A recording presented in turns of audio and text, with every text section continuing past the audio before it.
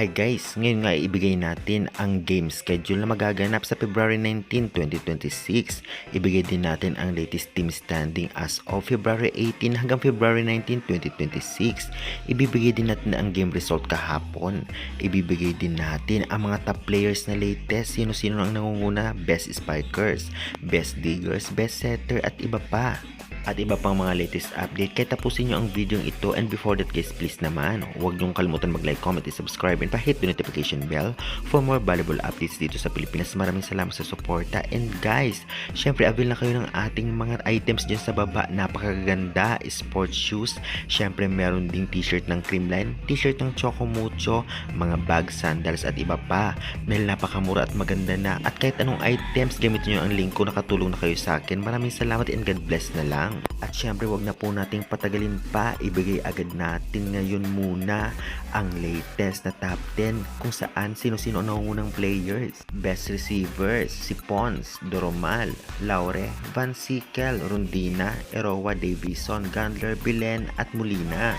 Best setter, Fajardo, Di Guzman, Cayuna, Wong, Mondoñedo, Robbins Hardy, Coronel, Tolentino, Alba at Nabor. Samantalang sa best diggers naman nangunguna si Ponce, Arado, Katindig, Pons, Erowa, Pineda, Jovina, Versosa, Davison at Belen. Best servers nangunguna si Domingo, Belen, Chamson, Arroyo, Sharma, Pons, Panaga, Gandler, Prado at Di Guzman. Best blockers, Baron, Davison, Sharma, Nogales, Gagate, Panaga, Tubo, Reyes, D at Acuña. Samantalang sa best spikers, D, Tubo, Belen, Santos, Pons, Bansical, Tubino, Pablo, Davison at Laksina. Best scorers, nangunguna si Belen, Rondina, Arroyo, Tubo, Santos, Gandler, Pons, Bansical, Gagate at Nogales.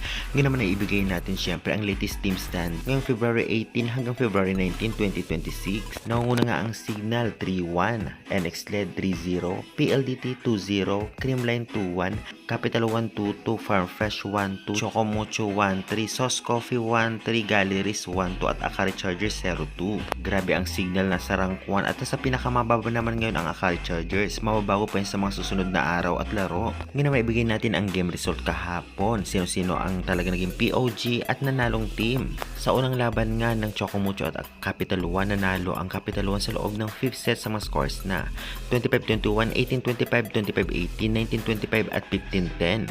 Player of the game ay si Bella Belen na may 29 points, 25 attacks, 2 ace, 2 blocks at 15 excellent digs. Grabe. Samantalang sa Creamline versus ito namang Sauce Coffee, nanalo ang Creamline sa loob ng 4 sets sa mga scores na 22-25, 25-17, 25-17 at 25-18. Player of the game ay si Di Guzman na may 25 excellent sets, 10 points, 6 attacks, 2 blocks, 2 ace at 4 excellent digs. Well, syempre ngayon naman ay ibigay natin ang game schedule na magaganap sa February 19, 2026. Narito po. Una magtatapatan nga ay ang Akari Chargers versus PLDT High Speed Hitters 4pm, venue Philoil Center. Second game 6:30pm, NX LED Chameleon versus Galleries Tower High Risers, venue Philoil Center, at mapapanood sa One Sports Plus sa cable, Pilipinas Live Signal apps at PBL.ph Live. Kaya guys, hanggang dyan muna po ang ating update for today. Maraming salamat and God bless.